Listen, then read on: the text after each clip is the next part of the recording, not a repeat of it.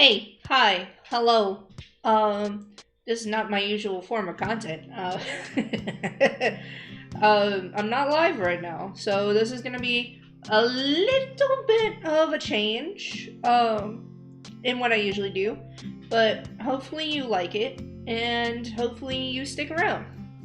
Anyway, I want to talk to y'all about something. Y'all remember early into my VTubing sphere where I played a lot of web fishing? A lot of web fishing?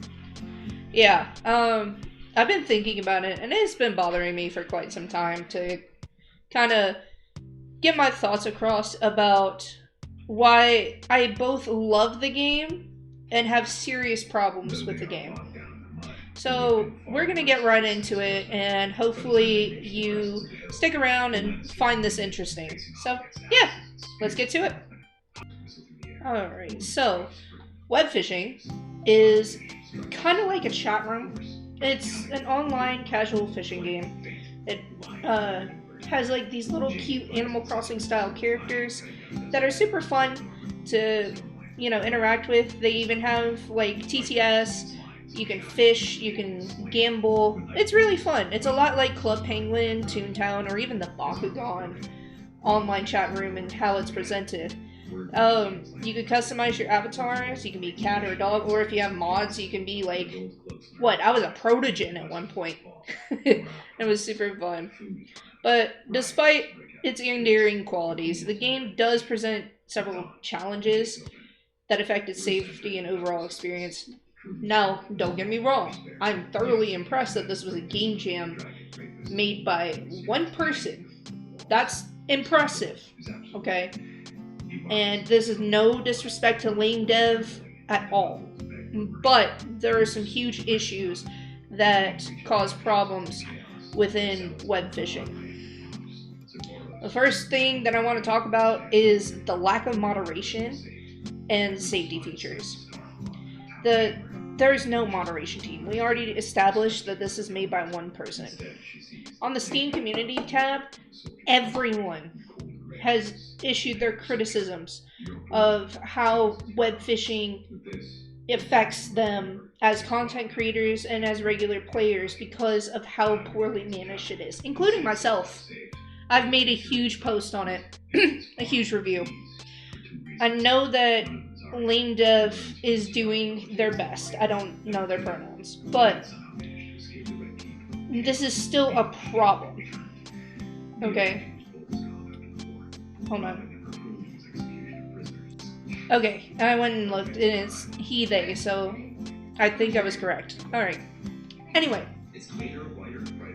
the problem that I have with the moderation being so bad is not just our safety, but the fact that Lame Dev himself got hacked, and that was due to his own lack of security. Like, I know that he has limited resources, I'm well aware, but there comes a point where they need that moderation.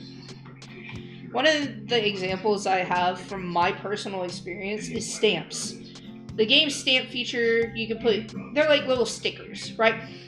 It's intended for expression, it's intended for memes, but it has gotten so bad that sometimes when I stream, this was before they added like the private stream or whatnot, like the private invites.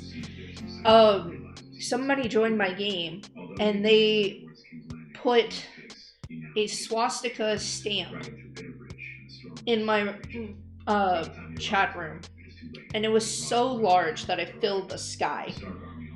I've also had people put like intimacy gifts on their stamps, and have tried to get me to look at them, and it's just been really concerning because I'm already a small streamer, I'm already a small content creator, and this just puts me in danger, you know? And you could say, oh, just put on streamer mode, but at the same time, there are ways to get around that make it hard. Which is why I really think there needs to be a group a small team that would be willing to put in some passion to monitor the game. Another issue that I have is with the hacking. There are a lot of well-known hackers in web fishing. The biggest one being Grincher. If you want to go look that up, there are plenty of YouTube videos on Grincher. But the issue that I have with these hackers is that they can manipulate your character, they can take away your fishing rod, which makes the game obsolete, or they can entirely corrupt your save file. There were times where my character just wouldn't show up. And there were times where my username just wouldn't show up, so people couldn't add me, they couldn't gift me anything. And that was unmodded. Now, I know modded is a little different, where it will, if you have cosmetic mods, it will change you to a default avatar for everybody else. So that's understandable. But just for the main unmodded game, the vanilla game, there's no reason that that should be happening. It causes distrust between content creators and the community as a whole. And it causes distrust for regular players too, because this can happen to anybody, but it affects content creators more often. Another issue that I have is the intentional harassment of content creators. Streamers and content creators are usually the first ones to be targeted in these kinds of games. I've literally had people verbally express the intention of getting me banned, and then putting harassing imagery into my web fishing chat rooms, and then jumping onto my Twitch to try and mass report me. And I've had to have my moderation team knock that out immediately, because it is severely unsafe for me to play web fishing, and I'm not the only one that has expressed this. Now, LameDev has addressed a lot of the issues, but he doesn't have the resources to fully fix them. It takes months for a new update. It takes, even the plushies themselves, his little merch line for web fishing, took forever. And because of that, some people are still super supportive, but some people are frustrated, and that makes sense. I would be frustrated too. I mean, I don't play the game anymore. I left my review and kind of uninstalled it. But I should not have to fear losing my revenue and income because of other people's behavior. And that's pretty much all I have to say. It's a unique and charming game.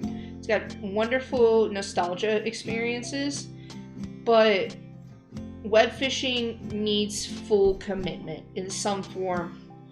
Otherwise, it's going to die off because people are too scared to play it. Oh yeah, before we go, thank you for watching. And also, check out this super cool fan art that I got from U1 Gaming, one of our subscribers. You can send your own fan art to me if you want. You can join the Discord. If you want to check out our sponsor links, they are in the description. We also have a Ko-fi if you want to donate to me directly. I'm also in the process of setting up a Patreon, because there are a lot of YouTube videos that I have scrapped that I feel like would not do well on the platform. And you can go see those on the Patreon. I'm probably going to set it for like $1 a month. If you're down for that, feel free to subscribe once it becomes available, and I will let y'all know. Thank you, guys.